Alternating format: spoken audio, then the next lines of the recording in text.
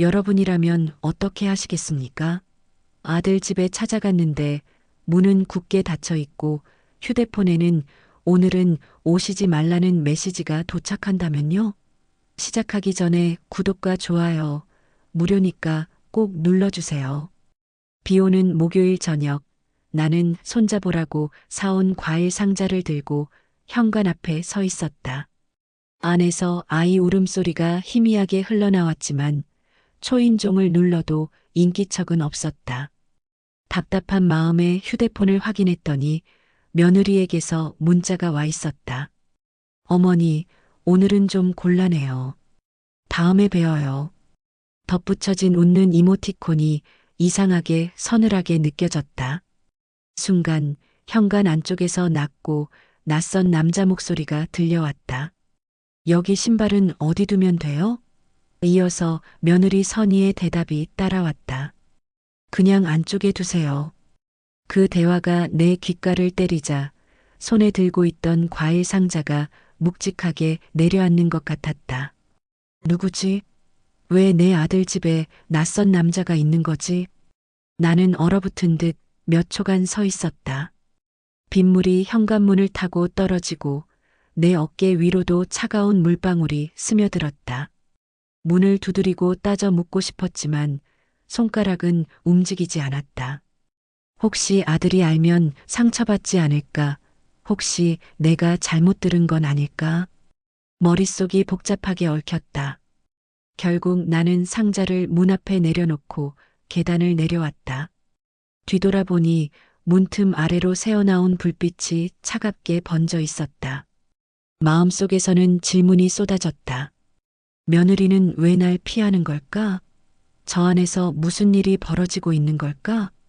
그날 밤 잠자리에 누웠지만 한숨도 오지 않았다.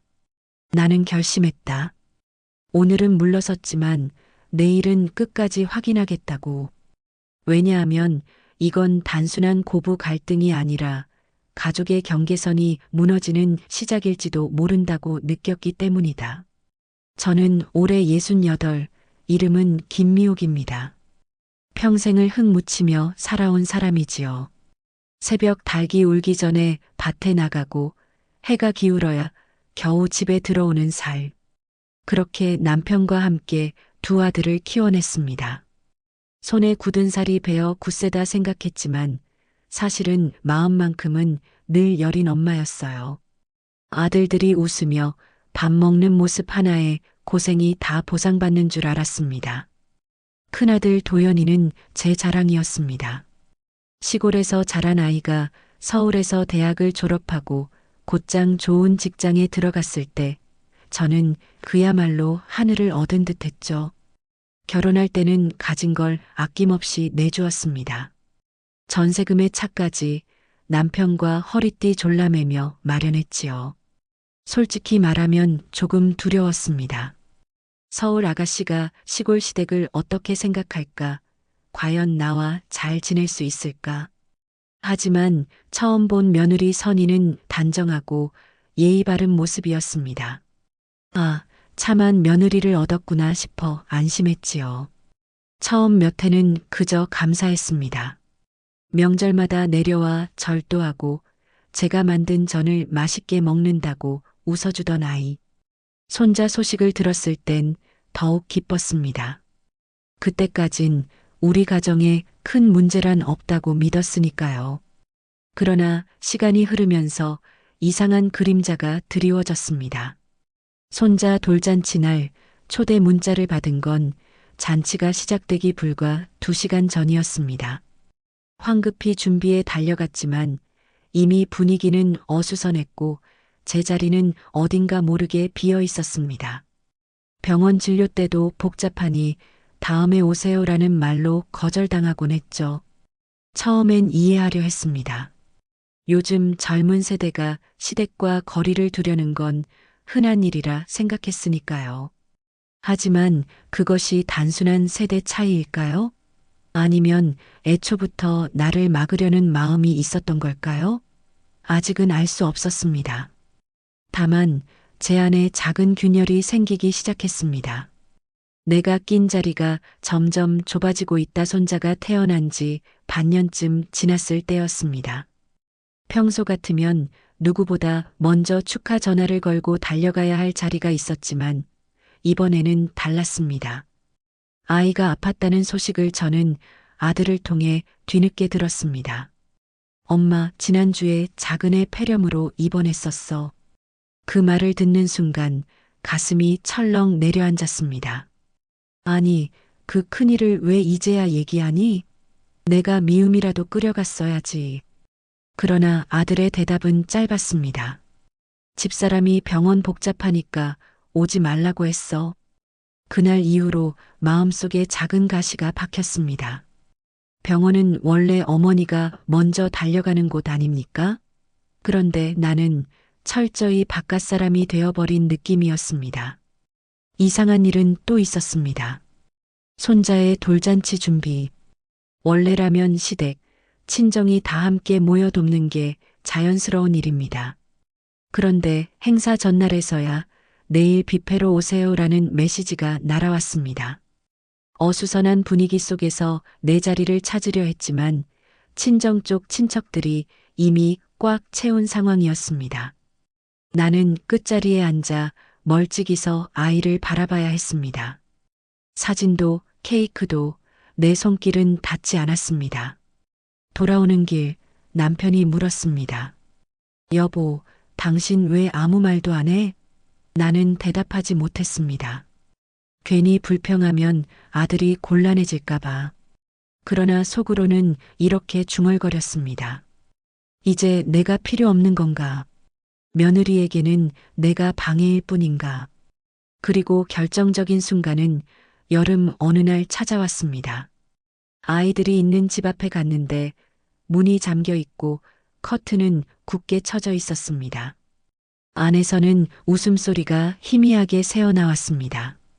분명 손자 목소리였는데 곁에서 들려오는 다른 웃음소리는 낯설었습니다. 초인종을 눌러도 대답은 없었고 결국 나는 한참을 서 있다가 돌아설 수밖에 없었습니다. 그때부터 나는 확신하기 시작했습니다. 단순히 바쁘거나 예민해서가 아니라 뭔가 감추려는 게 있다는 걸. 며느리의 차가운 태도, 반복된 거절, 그리고 닫힌 문. 그 모든 것들이 하나로 이어져 불길한 그림자를 만들고 있었습니다. 그날은 토요일 오후였습니다. 미리 전화도 하지 않고 불쑥 큰아들 집을 찾아갔습니다. 늘은 아니지만 손자 얼굴이 보고 싶을 때면 그냥 찾아가곤 했지요. 현관 앞에 서서 초인종을 누르자 안에서 잠시 소란스러운 발걸음 소리가 들렸습니다. 하지만 문은 열리지 않았습니다. 대신 휴대폰에 메시지가 왔습니다. 어머니, 오늘은 집이 좀 어수선해서요. 다음에 뵐게요. 순간 귀에 들어온 건 아이 웃음소리와 함께 들린 낯선 여성의 목소리였습니다.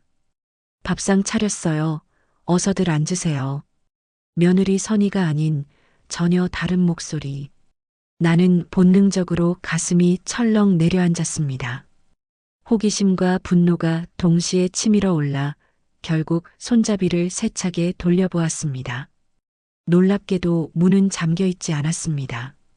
문을 열고 들어서자 거실에 앉아있던 몇 사람이 동시에 나를 바라보았습니다. 순간 공기가 얼어붙었습니다. 거실 식탁에는 음식이 가득 차려져 있었고 그 옆에는 며느리 친정 식구들이 앉아 있었습니다. 그들은 마치 자기 집처럼 편안하게 젓가락을 들고 있었습니다. 며느리 선희는 깜짝 놀란 얼굴로 자리에서 벌떡 일어나더니 다급히 제 쪽으로 다가왔습니다. 어머님, 어떻게 오셨어요? 하지만 그 표정 속에는 반가움보다는 당황과 불편함이 먼저 보였습니다. 나는 숨이 막혀서 제대로 말을 잇지 못했습니다. 이게 무슨 일이니? 왜 이 사람들이 여기에 있는 거야? 내 목소리는 떨렸고 손에는 힘이 풀려 과일 봉지가 바닥에 떨어졌습니다. 과일들이 구르는 소리가 거실의 정적을 깨뜨렸습니다. 순간 며느리의 친정 어머니가 태연하게 말했습니다. 아이고, 어머님도 오셨네요. 저희가 요즘 애 봐주러 자주 오고 있어요. 집이 넓으니 같이 쓰면 좋잖아요. 마치 당연하다는 듯한 그 태도에 나는 얼어붙었습니다. 아들은 그 자리에 없었습니다. 어디론가 출장이라 했지만 내 눈앞의 풍경은 믿기 어려울 정도로 낯설고 충격적이었습니다. 내 아들의 집이 어느새 며느리 친정 가족들의 생활 공간이 되어 있던 겁니다. 심장은 미친 듯이 뛰었고 머릿속이 하얘졌습니다. 이건 아니야. 이건 뭔가 잘못된 거야. 그날 나는 처음으로 내 아들 가족의 집이 내 집이 아니라는 걸 처절하게 깨닫고 말았습니다. 나는 떨리는 다리로 거실을 지나 안방 문을 열어젖혔습니다. 그 순간 눈앞에 펼쳐진 광경은 충격 그 자체였습니다.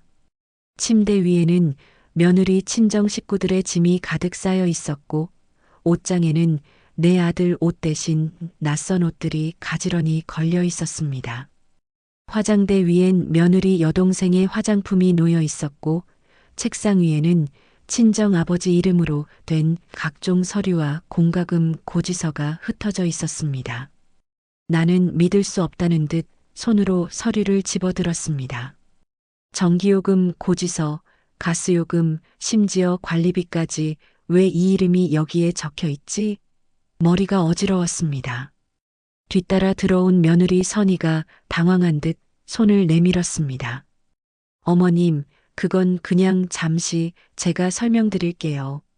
그러나 설명은 끝내 나오지 않았습니다. 대신 며느리 친정 어머니가 태연하게 끼어들었습니다. 어머님, 요즘 서울살이가 얼마나 힘든데요?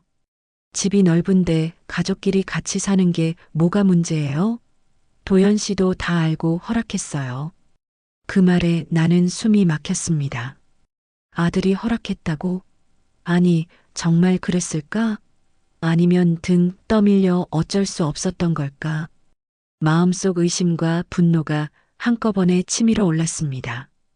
이 집은 도연이가 피땀 흘려번 돈으로 얻은 집이야. 그런데 왜 너희가 제 집처럼 차지하고 있니?